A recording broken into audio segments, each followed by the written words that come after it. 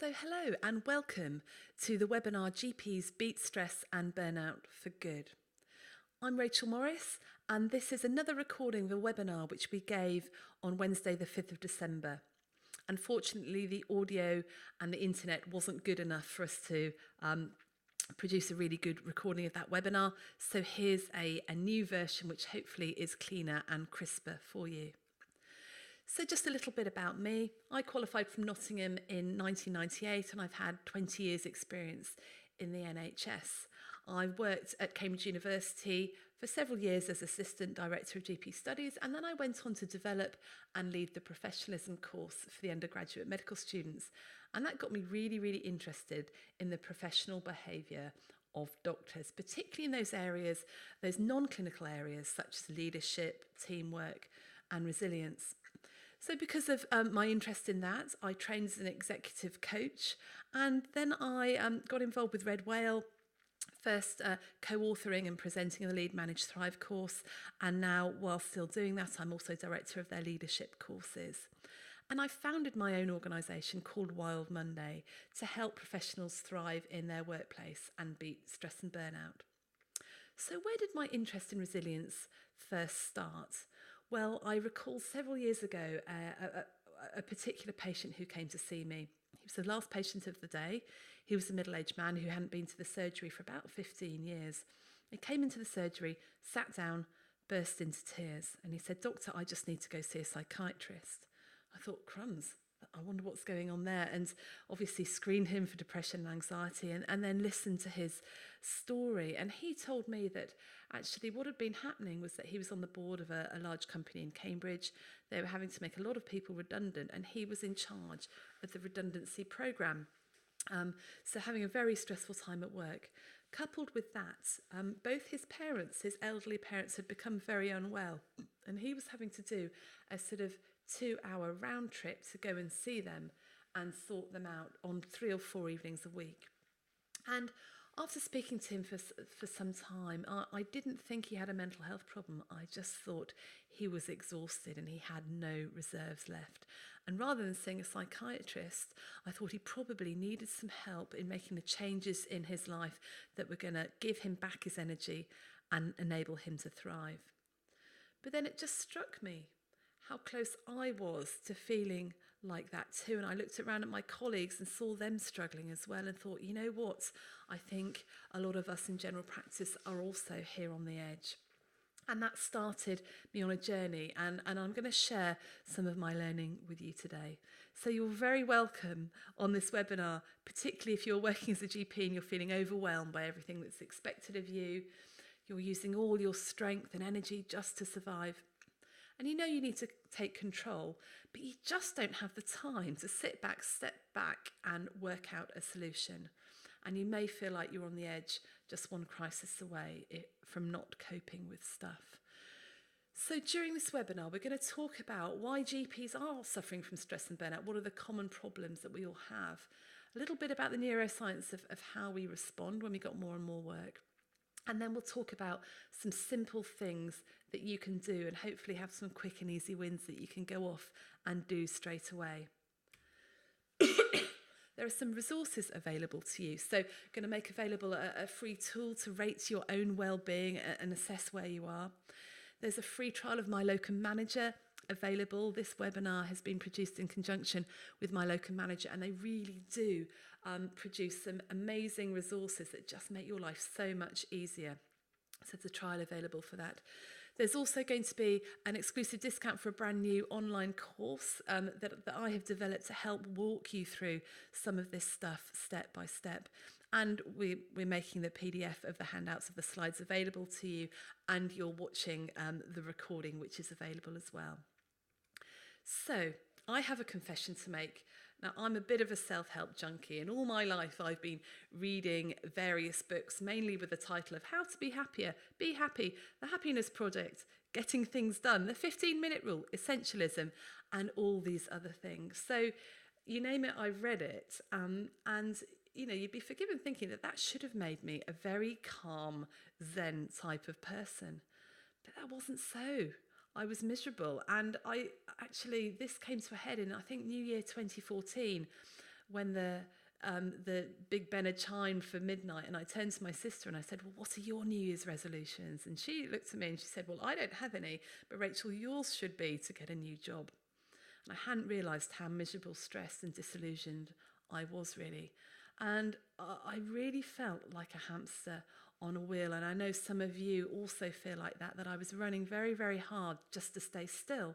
And I was pulled in every direction. I would get up, go to work as hard as I possibly could without a break to get everything done, get home, pick up the kids, sort them out, feed them, have some tea myself, and eventually drop into bed, only to do it all again the next day.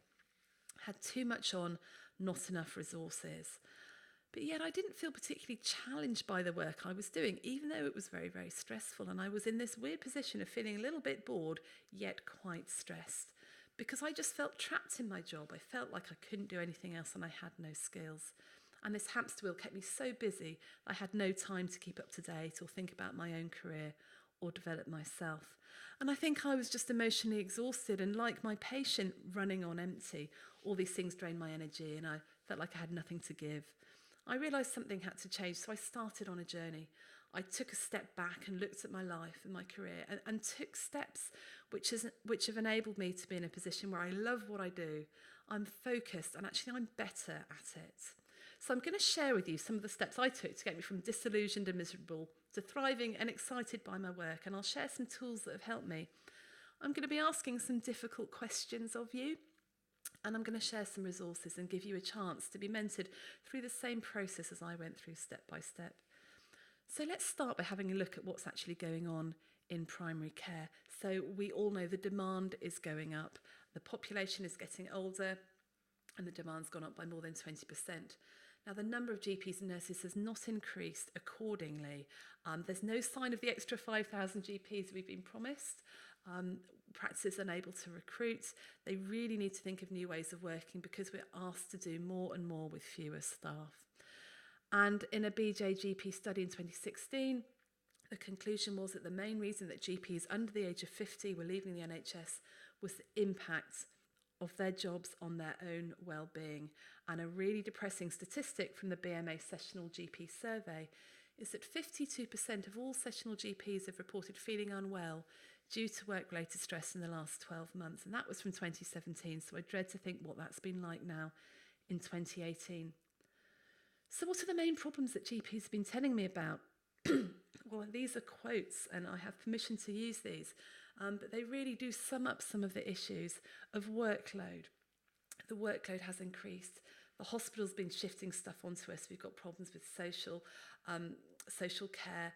The population's getting more elderly, and the patient's expectations of what we can do are completely unrealistic sometimes.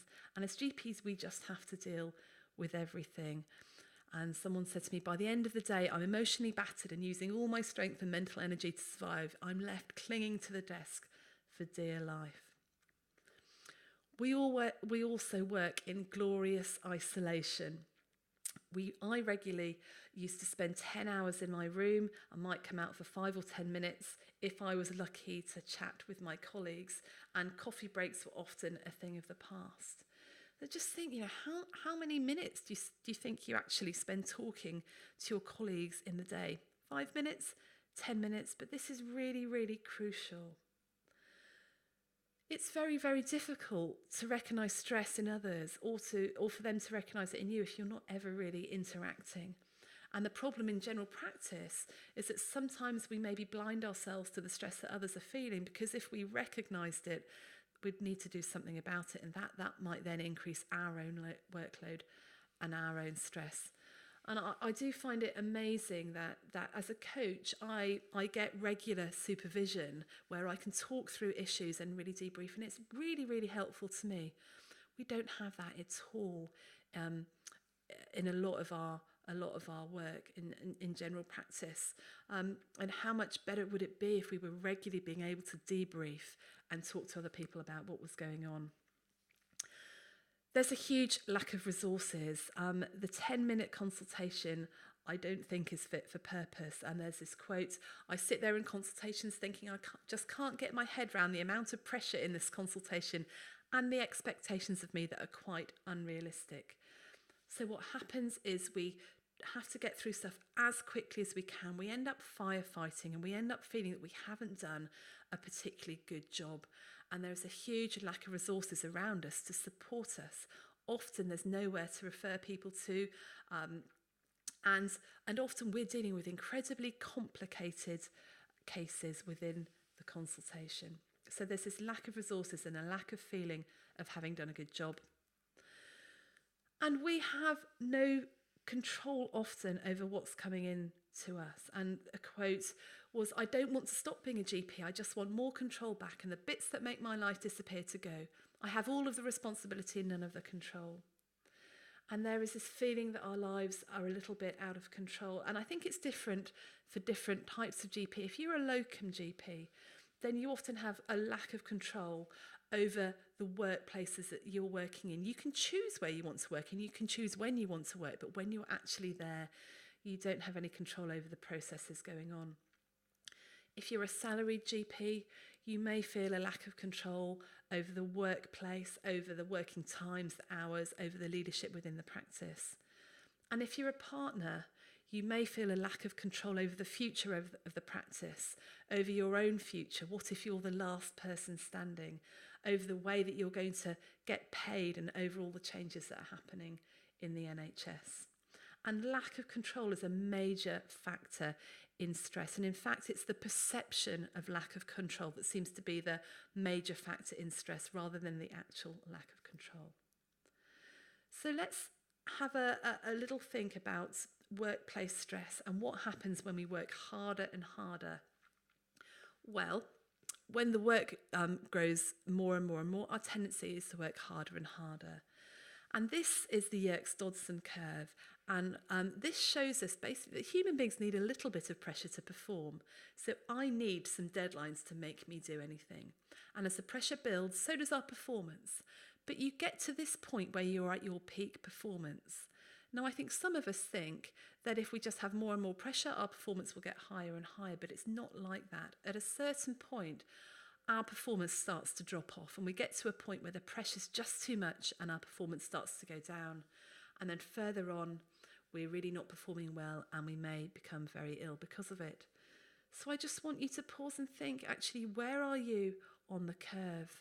Are you at point 1 where you're a bit bored? Point 2, peak performance. 3, pressure's starting to get too much. Or 4, you're starting to become ill. And I've asked people in numerous organisations to self-rate, and I've asked people on courses to self-rate, and often people say they think they and most of their colleagues are in area 3 where their performance is starting to suffer. And there's no wonder, because under chronic stress, our brains don't work as well. Under increased cortisol, our prefrontal cortex is stopped functioning well, and our prefrontal cortex is absolutely vital in making decisions, in impulse control, in laying down memories and retrieving memories. So often when we've got too much on, we just can't focus, we can't retrieve stuff.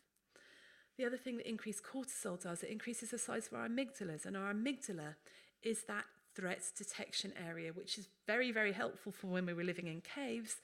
But unfortunately, in 2018, it's not very well adapted. So we end up having the same response to a difficult email as if we were just about to be eaten by a bear.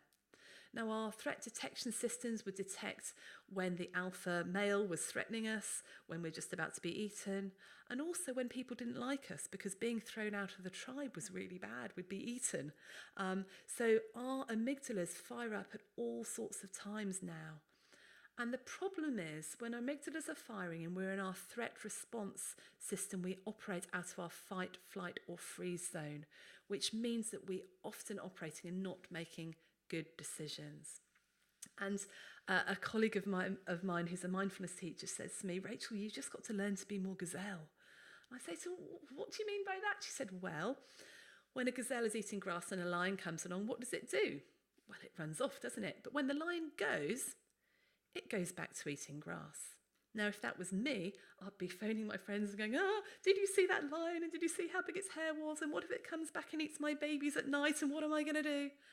I'd be constantly pre-living and reliving stuff that hadn't actually happened, thus increasing my anxiety and my stress. Now, when we are in this zone, we make bad decisions. And I remember a time when I was on call and my childminder phoned me up at 5 to 6 saying, "You've got to come and get your child urgently. I've got to take another child to hospital." And as you can imagine, at 2 minutes to 6, I got a phone call for an urgent visit. And I got on the phone and I was awful to the patient. I was saying, "What do you expect me to do now? And why should I come out? And this is far too late to be phoning." And I just wasn't the doctor I wanted to be at that point. Luckily, I went out, did the visit, admitted the patient to hospital, and I had to apologise because I had been operating out of my fight or flight zone and I hadn't made the good decision. And I'm sure we can all think of times when this is happening to us at work and we're not acting in the way that we would want to be acting because of the stress that we're under. So what can we actually do about it? And I'm going to share 4 simple steps that we can take. And I'm going to share as much as I can in this short webinar. And I've picked out 4 key areas in which you can get some quick wins and you can dramatically improve your working life. And these are these 4 areas. Now, underlying this is the concept of taking control over what we can. And I've already said that one of the reasons that, and one of the causes of stress is the perception that we don't have control. But I think GPs are a little bit like frogs in boiling water. Things have been happening to us quite slowly. And whereas before we would have jumped straight out of the pan, we've grown a little bit of learned helplessness. There are some things that we could change and we could take control of, but we haven't actually done anything about it. So I just want to talk to you about control. Imagine this blank slide, this white slide represents the whole of your life, and this little circle in the middle is what you can control in your life. I can control what I ate for breakfast. Okay, I could also maybe be able to control how many sessions I work per week and where I want to work if I'm a locum doctor. I can't control what my children ate for breakfast. I can, however, influence what my children ate for breakfast by not buying unhealthy breakfast cereals. I can't control what other people are doing and whether they're having a bad day or not, but I can influence the sort of conversations that I have with them.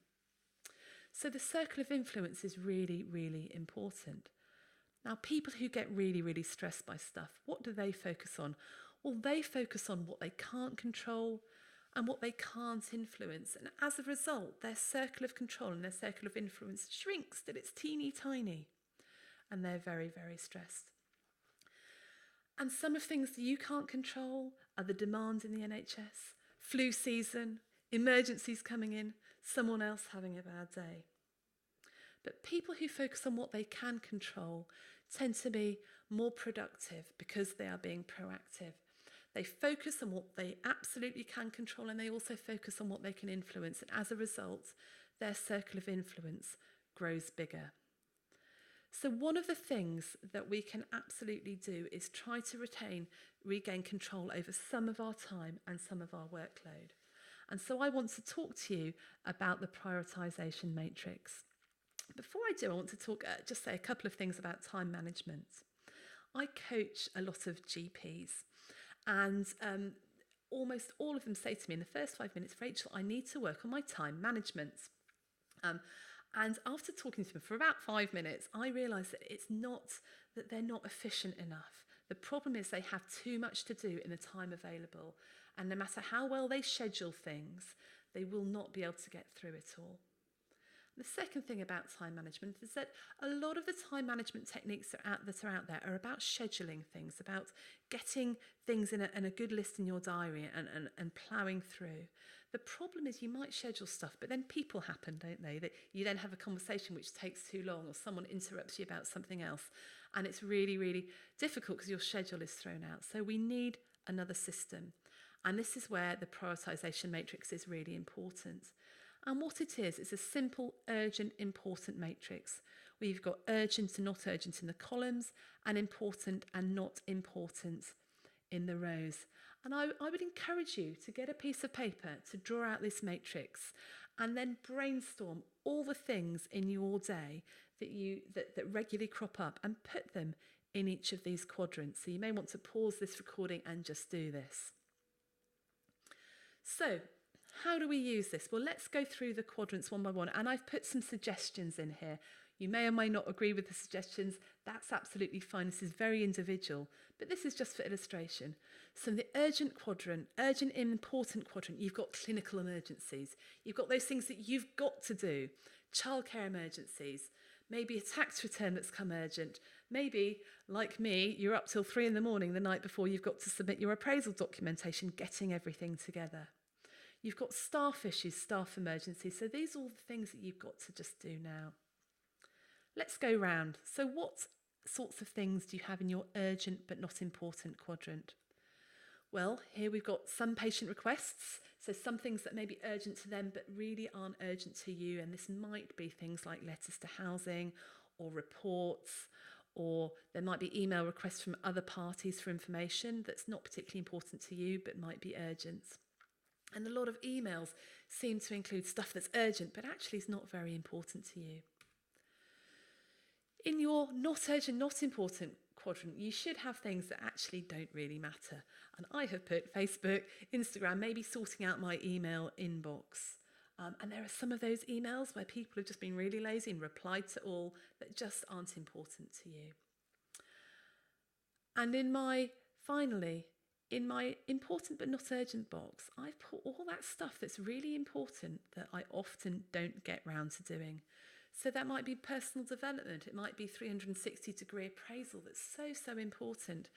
There might be stuff pertaining to training or finances, actually planning my diary, planning my time off, developing my career, networking and catching up with colleagues. I think is important, actually. And what about looking after myself, my well-being and my health? Now, I'm sure that when you did this, there was one box that stood out for you, and that was probably the urgent, important box. And when I first did this, I realised I was using this matrix wrong, because what had happened was most things in my life were in the urgent, important box, and then things I like to do were in the not important and not urgent box. And I realised that actually I'd put things in the wrong box. Most things in my life started off here, and things I like to do should be there. And as we'll see later, the things that are important for your well-being should be in the important box, and often they don't crop up as urgent. So here you see the importance of this box here, the not urgent but important box. And Stephen Covey talks about this a lot in his fantastic book, The 7 Habits of Highly Effective People. I would recommend that as a really great read. And he calls this quadrant 2, and so he talks about quadrant 2 thinking. So how can this help us? How can this help us prioritise our work? Well, there's different things you need to do with the different quadrants. So anything that's in your urgent important box, you just got to do now. It needs to be done. And that will involve a large amount of your work in clinical practice. But by and large, that is scheduled in. When you're on call, you're on call. That's scheduled, and some of the patient admin can be scheduled. But what about these 2 boxes at the bottom that are not important? Well, there's some really interesting research.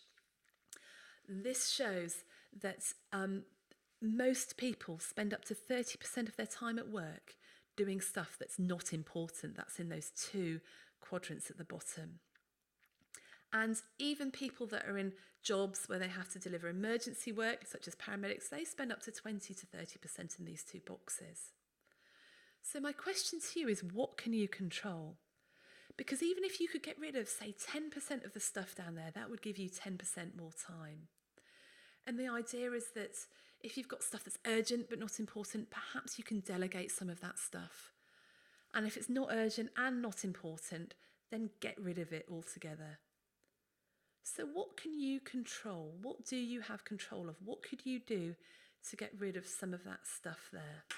Okay, and if we think of those 2 boxes, maybe you could delegate the generating of reports. Maybe you could train somebody to generate those reports for you. Now, that will take time, so you might need to put something in quadrant 2 to plan to do in order to help you delegate.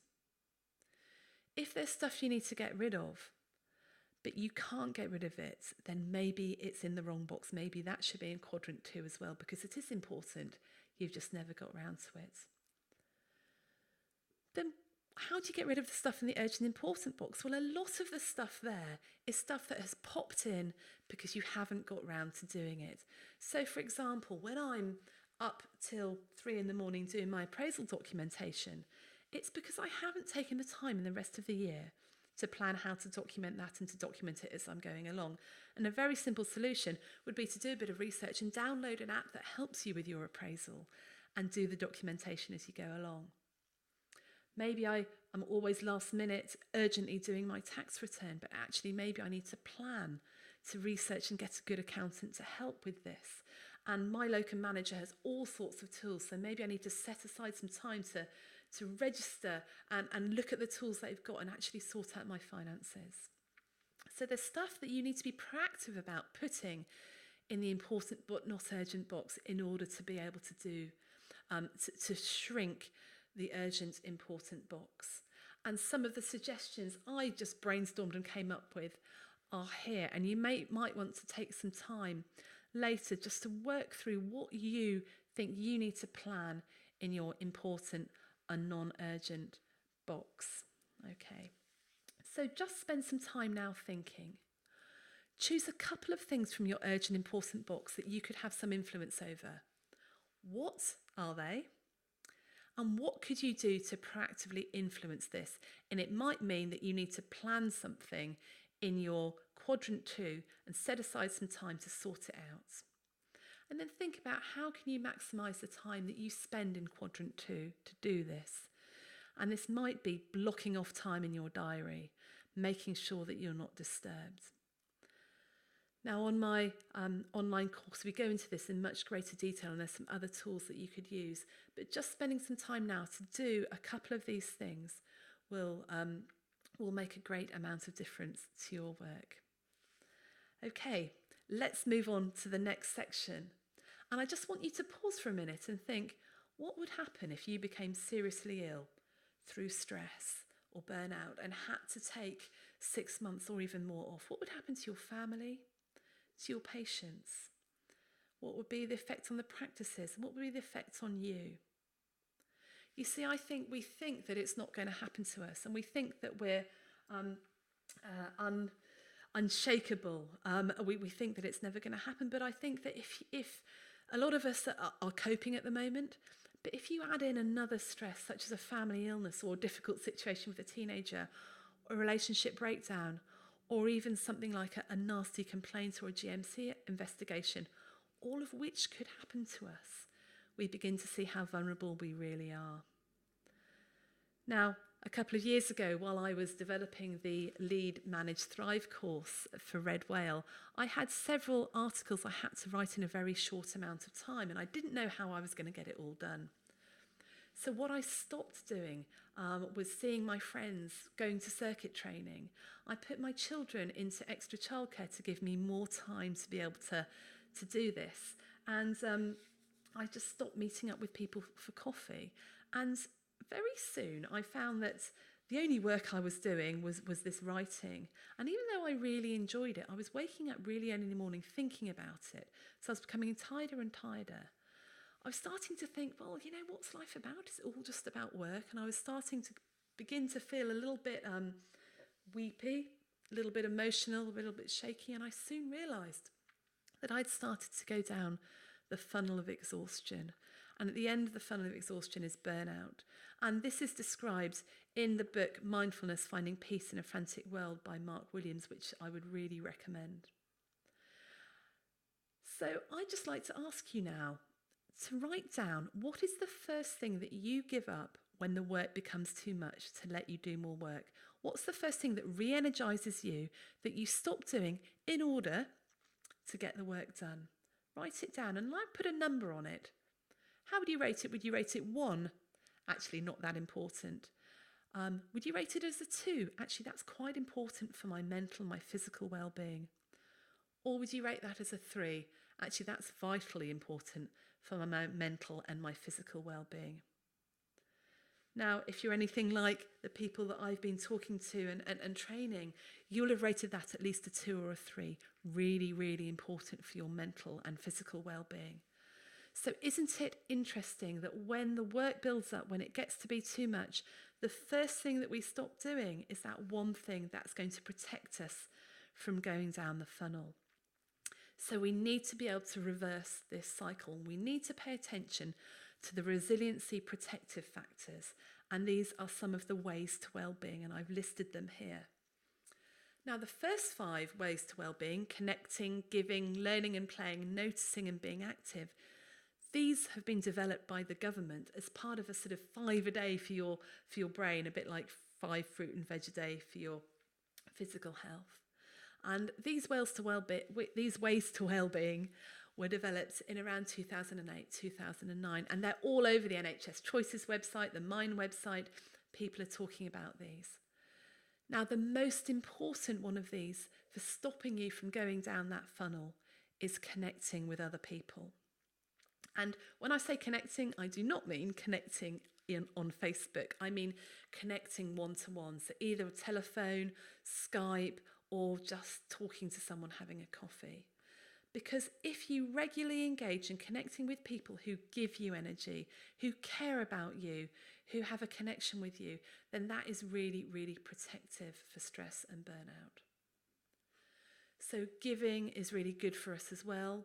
Learning and playing, well, learning and growing is a human need, and we'll talk about that a bit later.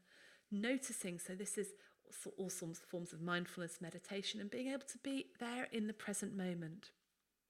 And we all know how important being active is in terms of mental and physical health, and there's all sorts of information online about that. If you're really interested in that, there's a book called Spark, which talks about all the evidence behind being active.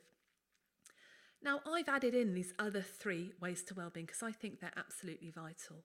One is to sleep, get enough sleep, and there's another new book called Why We Sleep by Matthew Walker, which I would recommend every GP should read. Eating well, of course, very important, but if you don't set boundaries in all of this, if you don't know what your non-negotiables are, then actually you're not going to have time to do all these. So hence I've come up with these 8 ways to well-being. And we go into this in much more detail in the online course, but what you can do now is to rate yourself. And at the end of this webinar, I'm going to share some links with you. If you sign up to my mailing list and join the World Monday Collective, then automatically you will get a tool which includes dials like this where you can rate your own well-being. And what I suggest is you have a look at all these 8 different categories and you think to yourself, where would I rate myself? And put a number on it, put a needle on the dial. Now, if your needle's going straight up, you're in the amber zone, that's good enough. That's good enough, guys. But if you've got any that are in the red zone, just think to yourself, crumbs, these are what I need to pay attention to. And then think to yourself, what small steps could I take to move that dial up a couple of notches? Now, if you want to be more active and you're in the red zone, maybe putting your gym kit in the boot of the car will just help you go to the gym on the way home. Or maybe you need to find someone to do some exercise with that will force you to do it. We're talking about small steps here. I'm not asking you to go from red to green overnight. So do the dials exercise, download it, do it, notice which ones are out of kilter, and then make very, very small changes to help with this. So let's just take a pause. Think to yourself, what one thing will you do in the next week to increase your well-being? What small steps can you take to do that? Write it down. It might be doing that thing that you wrote down earlier. Okay, moving on to the next section. And this is all about being able to thrive where you work 9 to 5 or 6 till 11, however long you work. And a lot of the causes of stress are things that are happening at work: isolation, workload, lack of resources, lack of control. They make us feel like we're on that hamster wheel. And before we go any further into that, I just wanted to share another 4x4 diagram, because I think this illustrates that no matter how resilient somebody is, if you put them into a bad workplace, they will work really, really hard, but eventually even they may burn out or they may leave. Okay, so it's not enough to be individually resilient. You need to be in a good workplace too. And this is where, if you're working as a locum GP, you do have more of a choice. You can choose to work in those practices where the workplace is good, that support you well, where you enjoy working. If you're a portfolio GP, then again, you have some choice. If you are working somewhere that is consistently not supporting you and is toxic to you, you can choose to go and work somewhere else. And if you're a partner, well, you need to look into making the workplace that you're in as good as it can get and make some of those changes that are needed. And even as a partner, you do have a choice. And if you are feeling trapped and that you have no choice, then what I would recommend is you go and see a specialist, you go and see an expert, and you ask them what your choices are, and you make that a priority to go and do that. Explore your options. Because this is about controlling what you can control and influencing what you can influence. So I'm going to give you a couple of tips that have really helped me. And the first one is to keep a simple stress list. So I realised a few weeks ago that there were things on my mind that were making me feel really stressed at work that I just hadn't got round to sorting.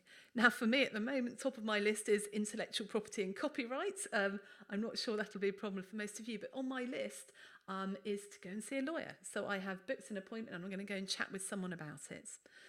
What's stressing you out at the moment? Are there some workplace issues? Do you need to book a meeting to go and talk to someone about it?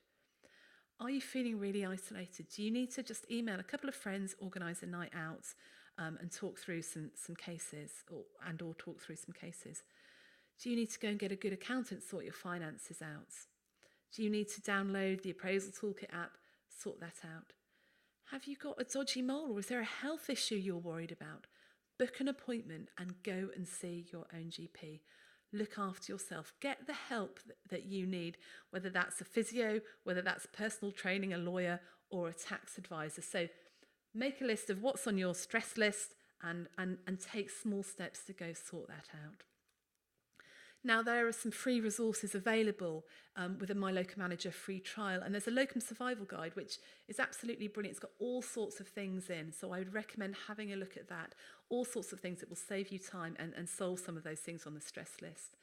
And there's also, on the My Locum Manager site, an expenses claim list that tells you everything that you can claim as a locum GP. So I would really encourage you to go and do that, and that might be very helpful. So how else can you start to thrive at work? Well, think about actually what you can control, again, what you can influence. What are your non-negotiables? Do you take regular breaks? Could you ask some colleagues and instigate a 10-minute coffee break? And maybe you could kick that off by bringing in donuts or a healthy snack. How do you structure your surgery? Do you give yourself enough catch-up slots in there? How many sessions will you work? When are you going to go home? Do you have a lunch break? Etc, etc. And what I suggest is that you work through this list in your own time, and you might also have some other questions you might want to ask yourself, because it's really important to focus on the things that you can do. You might think to yourself, actually, I need to get outside for 20 minutes at lunchtime. So find a colleague, have a walking meeting to the local deli, buy yourself a nice sandwich and walk back. And I think you might find that you're much more productive in the afternoon. So think about what 3 things you could do to improve your working day. Are there any quick wins that you could take control of, and you could do?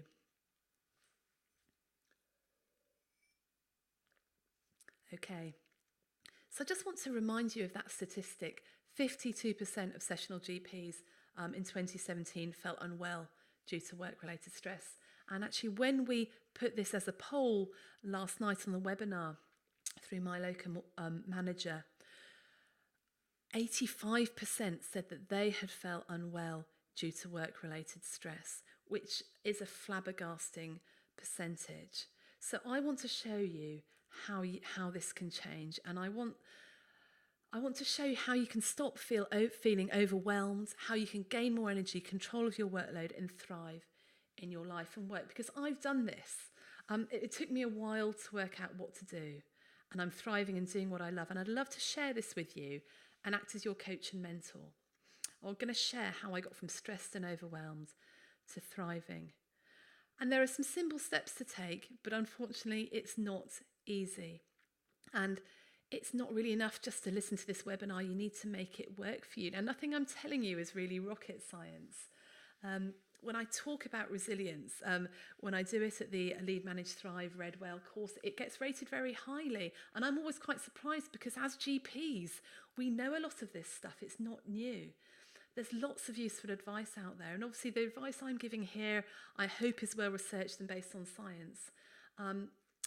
There's probably, though, 30 to 40 times as many people reading about this stuff as actually doing it, just like me when I was reading all my self-help books. You need to plan this and put it into action. It's a bit like going on a diet. It's great to be reading about it and to thinking what you're going to do, but actually, unless you have a plan, unless you have a support, you have people cheering you on, and some accountability, you're more than likely to fail. So this is why Serena and the team at my locum manager have provided all the resources you need to make a portfolio career as stress-free as they can. And this is why I've developed some resources to help you. So I've cracked this, and what I do now is I help GPs and I help professionals in high-stress jobs begin to thrive in their life and work again. So what did I do? I didn't do this on my own. I got help. I got some coaching and started on a journey, and I took some risks and got some peer support. And I've spoken to many GPs about their experiences and coached GPs through this, and that's why I've developed an online course to walk you through this step by step. So you'll massively increase your chances of success in this if you do the following things. Follow a program. It will work. People who follow a system get results. Like a diet, you need to stick to a system. You need a scheduled time and a date and a place for this to happen. So I've developed 4 online modules developed in the form of webinars that are going to happen weekly.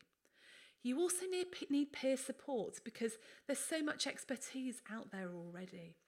You need to be able to share things that are bugging you or blocking you and resources, and know that there's other people out there cheering you on. So there's a Facebook group to support you. Now, behaviour change is really difficult. I got further in 6 months having to one-to-one coaching than I would have done in 3 years. So because I know this is such an effective way of changing, I've included a one-to-one coaching session and within this course, which we can do via Skype or Zoom or the telephone mid-course. And I can't overemphasize how helpful coaching is in helping you change your behaviours. And I'm going to offer email support throughout the course as well, so you can just drop me a line.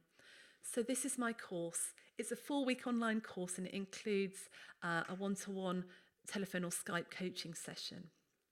So just to recap, over 4 weeks, you get a webinar, a weekly hour-long webinar.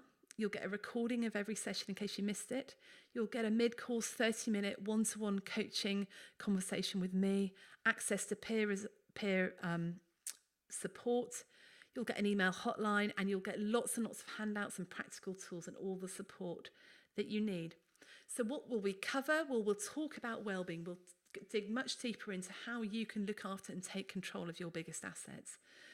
We'll look at even more tools and techniques to prioritise your time and take control of your workload. We'll look at your work life and how you can work better and smarter and really thrive and be happy in your workplace. And then finally, we'll look at some career development, and we'll help you take control of your future so you can make the choice to do what you love. We'll share experiences, and we'll go much, much deeper into each topic. So we're going to meet online weekly on a Tuesday evening at 8 o'clock, starting in January, so it's a brilliant time to start. There'll be webinars, and each session will start with a check-in and Q&A. We'll have some practical exercises, and there'll be assignment for the following week. And like I said, there will be a mid-course coaching session with me.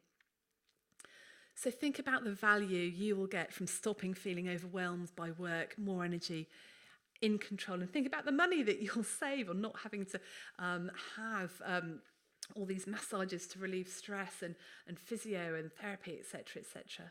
I really want to help you go from stressed and burnt out to loving what I do, and I really hope that you want to work with me with this. So I run courses on stress and burnout in organisation, and I run lots of one-to-one coaching with GPs, and I know that this method works. In order to make it accessible to everyone, the cost of the course is £197. But I want to offer special discount for the first 15 people that sign up with me, and I'm going to offer a £100 discount, so you can get access to this course for £97, and this is for the first 15 people. Because this is a brand new version of this course, I want to get some feedback. I'd like to get some testimonials, and I'd like you to help me co-create it.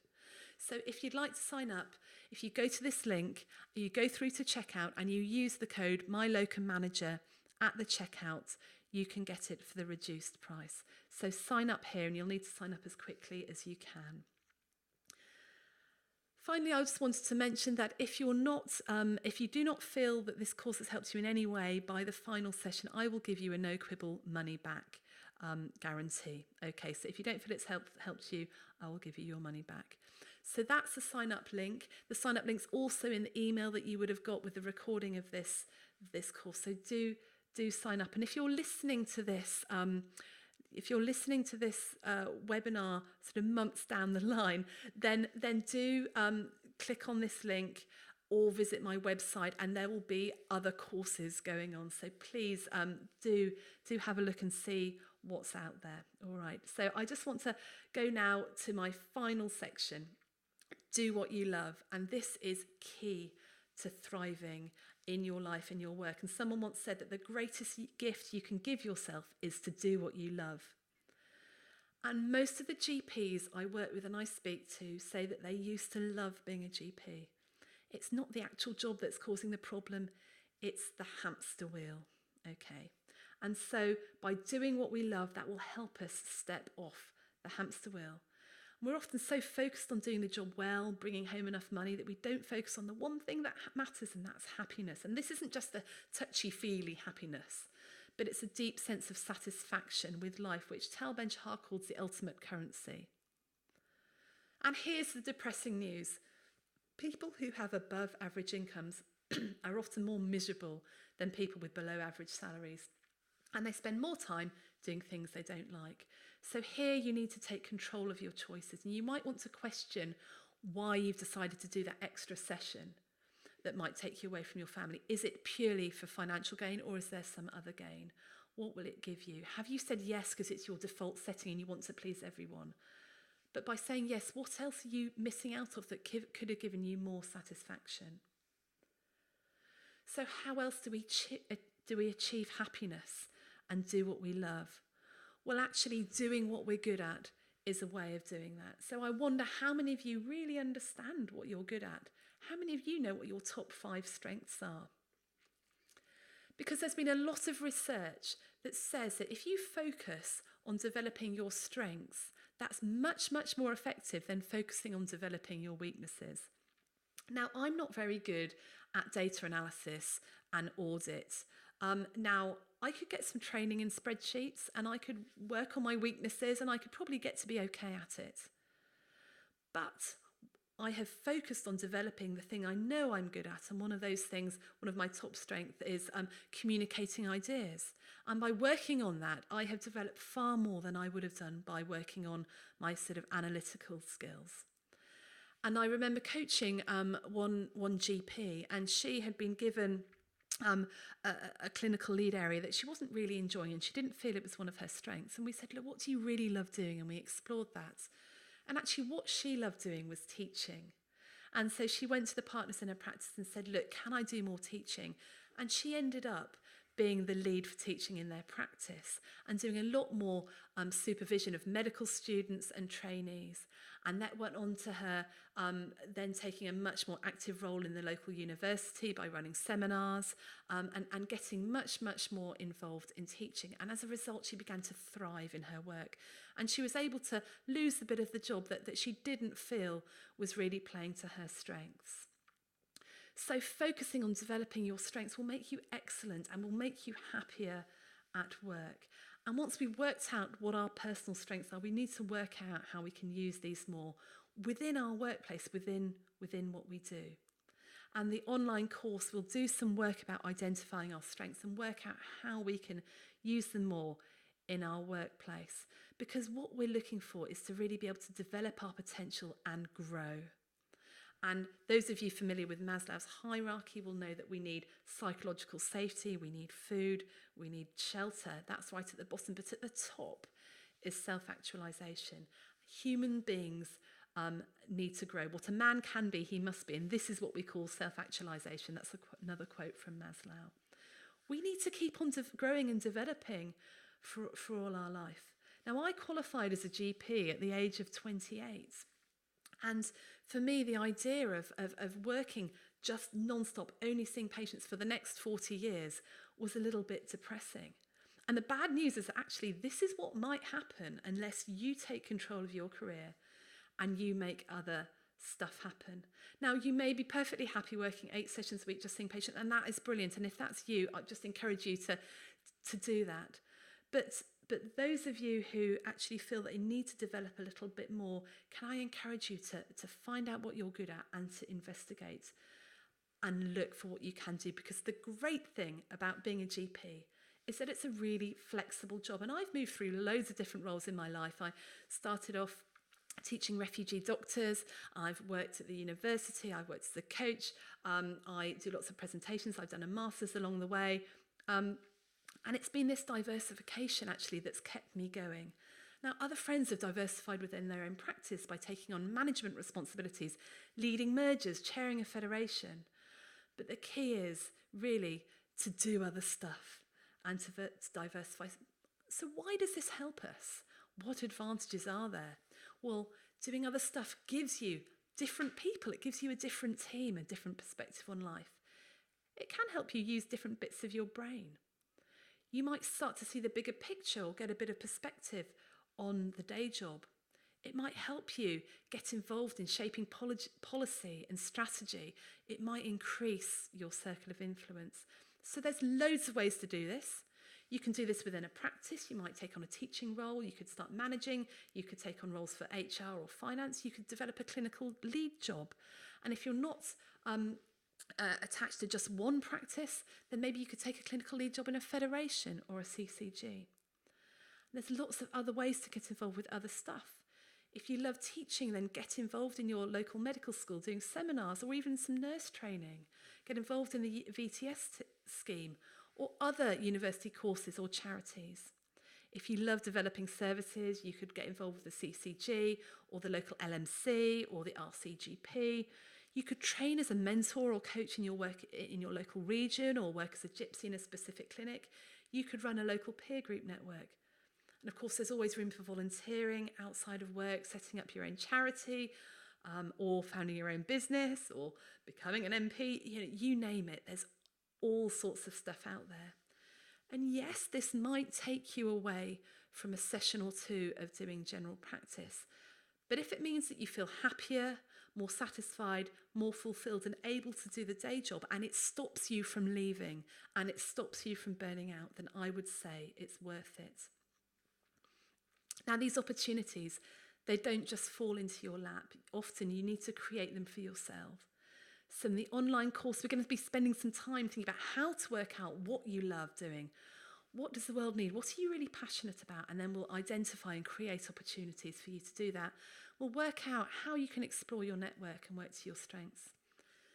Now, one quick and easy thing you can do today is to identify somebody else who's doing something interesting that you may be interested in or working in an area that you have a bit of an interest in. So why don't you connect with them, send them an email, ask them if you can take them out to coffee and pick their brains about what they do. Just fact-finding at this point, and at the end say to them, is there anyone else I could talk to that might be interesting for me? You'll be amazed at the things that you learn and then the opportunities that open up for you. So what first step can you take in your journey today to move forward into doing what you love? What conversations do you need to have with someone in the practice? Who could you take out for a coffee? So think about that and write that down. So these are 4 things, 4 areas in which I think GPs can take a little bit more control and get some quick wins. So I've got so many more things to share with you. I'd love you to sign up for an online course and access the resources that we've got available for you. And please, please, please pass this on to anybody that you think might be interested or you think needs some help with all this. I passionately believe that the NHS needs healthy, engaged, happy GPs for all our good. But you've got to take responsibility for your own destiny, for your workload in your life, otherwise somebody else will. You don't need to settle for the hamster wheel. You can love what you do and you can thrive in your work and your life. So if you want some more of those resources, you can go to my locum manager, register for their free trial and access all of that stuff. Please join the World Monday Collective. That's my mailing list. You'll get the Dials rating wellbeing tool. And also I'll be able to send you details about courses, about exclusive events, about GP-specific events I'm hoping to run next year. And sign up for my course, please do. Here's the link here. Pass the details to anyone you know who might be interested in that, and I really look forward to working with you. And if you have any questions for me, please drop me an email at rachel@wildmoney.co.uk, or you can get in touch with me through my website. So it's been really good to be able to share this stuff with you. I hope you found it helpful. Please get in touch with me and keep an eye out for more webinars that I hope to be able to do. Thank you so much.